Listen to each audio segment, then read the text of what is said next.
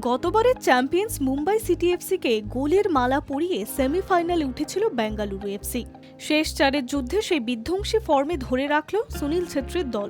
ঘরের মাঠে এফসি গোয়াকে হারিয়ে ফাইনালে ওঠার লক্ষ্যে এক ধাপ এগিয়ে রইল বেঙ্গালুরু। বুধবার আইএসএল এর প্রথম সেমিফাইনালের প্রথম লেগে এফসি গোয়ার বিরুদ্ধে খেলতে নামে বেঙ্গালুরু এফসি। মানালো মার্কুইজের ছেলেরা লিগ টেবিলের দ্বিতীয় স্থানে থাকার সুবাদে সরাসরি ফাইনালে খেলেছে। অন্যদিকে নকআউট ম্যাচে মুম্বাইয়ের বিরুদ্ধে ৫-০ গোলে জিতে সেমিফাইনালে নামে বেঙ্গালুরু এফসি। নকআউট ম্যাচে এমন বিধ্বংসী পারফর্ম করে স্বভাবতই আত্মবিশ্বাস তুঙ্গে ছিল সুনীল ব্রিগেডের। বুধবার ম্যাচের শুরু থেকেই দুই দলের মধ্যে হাড্ডাহাড্ডি লড়াই দেখা গিয়েছিল। কান্তিরাভা স্টেডিয়ামে বল দখলের যুদ্ধে বরং কিছুটা পিছিয়ে ছিল রাহুল ভেকেরা। ম্যাচের মোড় ঘুরে যায় ৪২ মিনিটে। গোয়ার বক্সের কাছে ডান দিক থেকে ক্রস ভেসে আসে গোল লক্ষ্য করে। সেটা হেড মেরে ক্লিয়ার করার চেষ্টা করেন সন্দেশ ঝিঙ্গান, কিন্তু গোলকিপারকে বোকা বানিয়ে সোজা জালে জড়িয়ে যায় বল।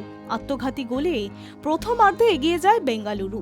১-০ এগিয়ে থাকা দ্বিতীয়ার্ধে খেলতে নামা বেঙ্গালুরুর আত্মবিশ্বাস তুঙ্গে ছিল। ৫১ মিনিটে ফের গোল আসে বেঙ্গালুরুর খাতায়। উইঙ্গার এডগার মেন্দেস ডান পায়ে চোখ ধাঁধানো শট মারেন গোল লক্ষ্য করে। পেনাল্টি বক্স থেকে উড়ে আসা শট বাঁচাতে পারেননি গোলকিপার ঋতিক তিওয়ারি, কিন্তু তার আগেই ম্যাচের ভাগ্য নির্ধারণ হয়ে গিয়েছে।